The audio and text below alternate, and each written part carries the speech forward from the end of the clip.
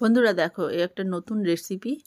এটা এই পাতাটা দেখো, এটা হচ্ছে কচু পাতা। কচু পাতার যে মাঝখানে একটা কচি পাতা যখন মানে বেরোয়, তখন এই পাতাটা কিন্তু মোড়ানো থাকে। তা সেই পাতাটাই আজকে আমি বাটা করব।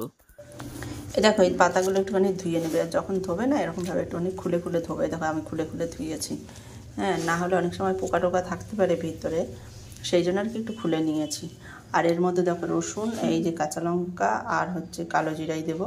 আমার কাঁচা লঙ্কা একটু বেশিই দিয়েছি, কেন হলো তো কাঁচা লঙ্কাটার ঝাল কেমন আমি জানি না, একটু ঝাল হলে ভালোই হয়। দেখবে কচু টচু একটু ঝাল হলে ভালো লাগে। আর এখানে দেখো এই যে কড়াই বসিয়ে দিয়েছি, এর মধ্যে একটু তেল দেবো।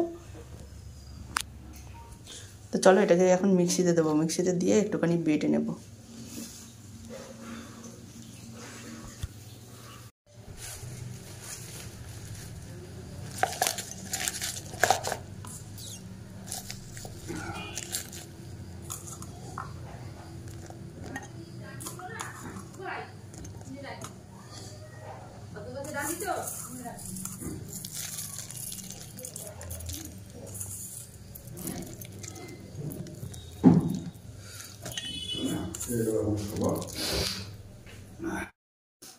দেখো বেটে এইটার মধ্যে যে কড়াইয়ে তেল আর একটুখানি কালো জিরা ফোড়ন দিয়েছি, ফোড়ন দিয়ে এর মধ্যে নুন আর মিষ্টি দিয়ে এই পাতাটা একটুখানি বেশ নেড়ে নেব, যাতে জলটা একদম টেনে যায়। না হলে কী হবে বলো তো, অনেক সময় চুলকাতেও পারে, গলা চুলকাতে পারে। তা এই কচু পাতাটা কিন্তু হচ্ছে কচু পাতা, মান কচু পাতা এটা।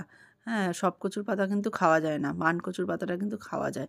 তাই এটা কিন্তু মান কচুর পাতা, মানে মান কচুর যে কচি পাতাটা হয় সেই পাতাটা। তো দেখো, এই দেখো আমার হয়ে গেছে।